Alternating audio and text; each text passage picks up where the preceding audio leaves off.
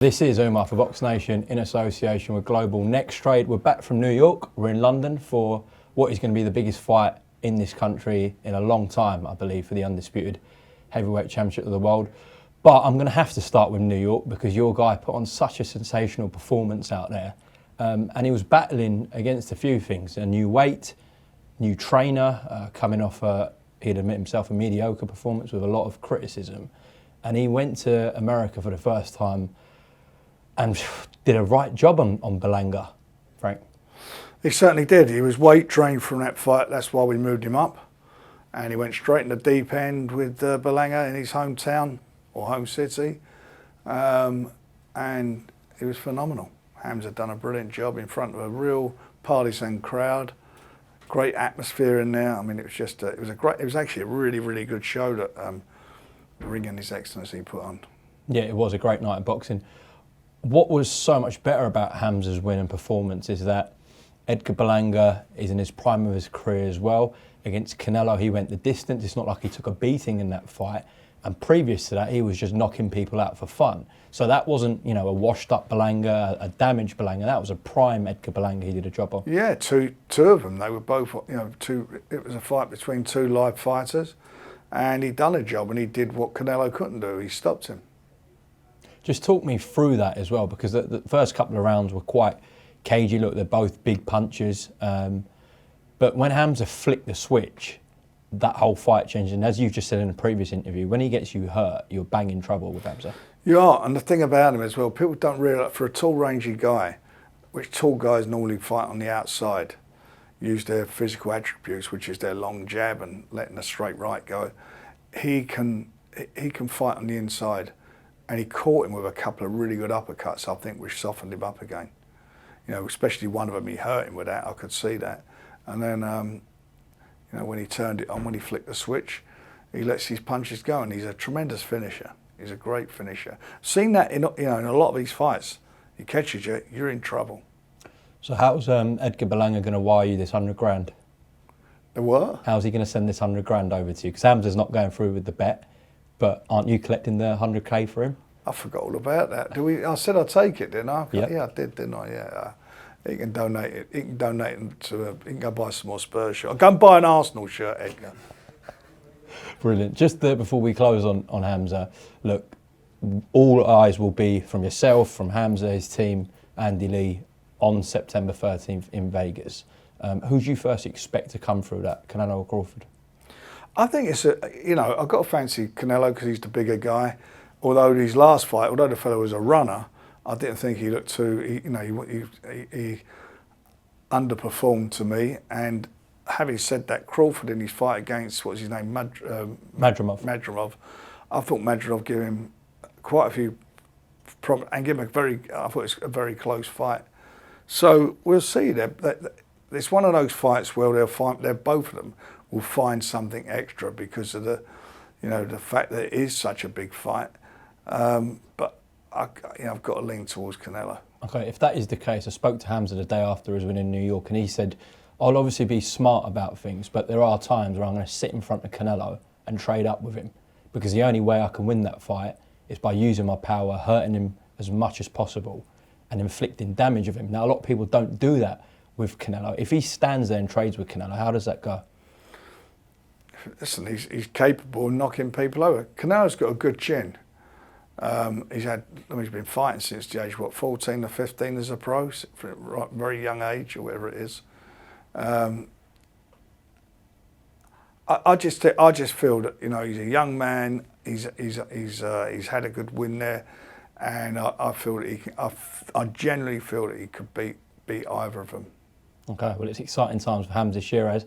It's also very exciting for Daniel Dubois. He's only days away now from potentially becoming undisputed heavyweight world champion. Talking about bets, if Usyk wins, he wants a Bentley from you, Frank. Oh, well, if Daniel wins, what do you get? What do you want? Well, another Bentley.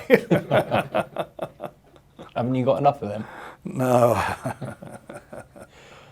How do you get that Bentley then? How does Daniel go about doing this?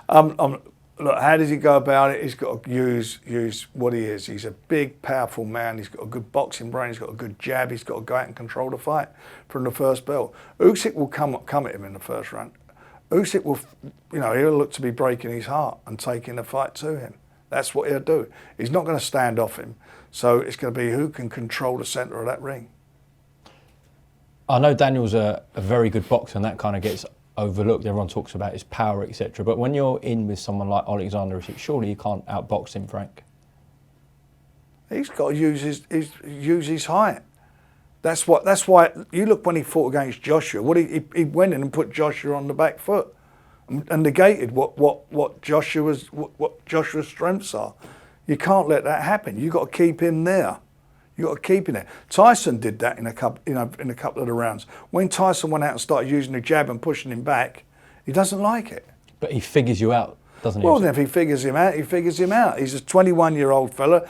It's too late to worry about that now. They're fighting on Saturday. He could do all those things. But I'll tell you one thing we know for a fact is that Daniel can hurt him. And he knows that as well. I've asked that question because we've seen it with Joshua, we've seen him with Fury.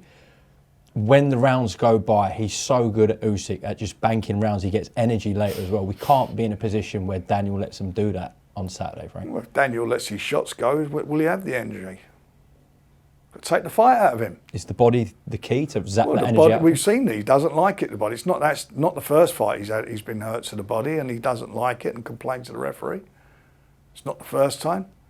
And but wherever Daniel hits you, he hurts you. Go and ask Hrgovic, ask AJ, ask Babe Miller, and ask all the other guys who he fought before then.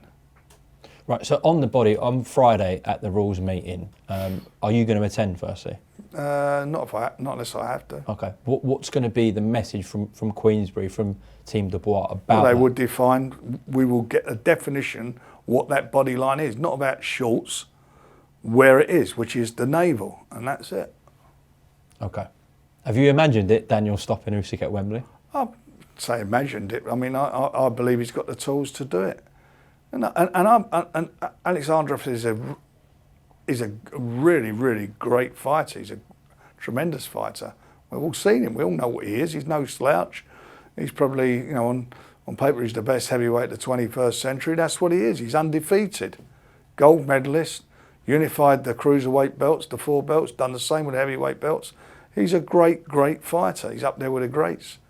So Daniel's in with a great, but it's a great opportunity for him to join him and win those belts, be the first Brit to ever in the heavyweight division to ever do that. Yeah, talking about greats, Lennox Lewis was the last, obviously, undisputed champ from Great Britain. Does he go right in that club of the best British fighters ever? Yeah, of course he does. I mean, Lennox is 3 belts. Yeah, this is first time 4 belts. Yeah.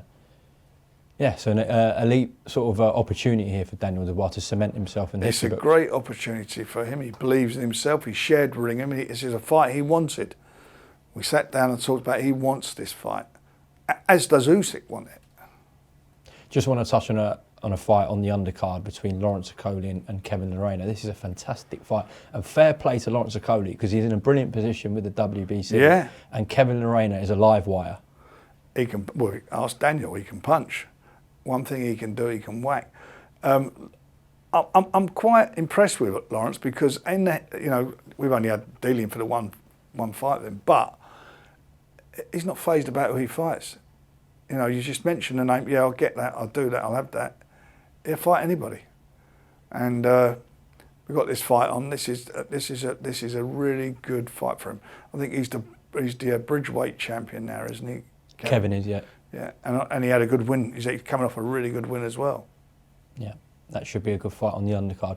Listen, Frank, I appreciate the time on a massive week here. It's live on DAZN worldwide. Have you got a message to the country, to Britain, because they should get behind Dubois? Well, get behind our man, but more importantly, watch it. You're going to be entertained. It's going to be an absolute barn burner of a fight. These guys will not take a step back. You stand on me.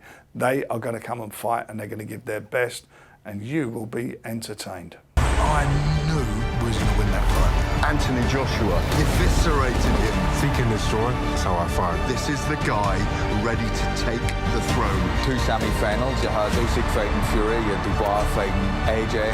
This is like the final. This rematch against Usyk is completely different. Taking place At Wembley Stadium, 90+ thousand people. all the belts on the line. in front of a global audience, live on DAZN. Now we have a chance to see who is the best. It's going to be something special. Do not blink. Usyk vs Dubois 2, Saturday, July 19th. Live only on DAZN. Buy now at DAZN.com/boxing.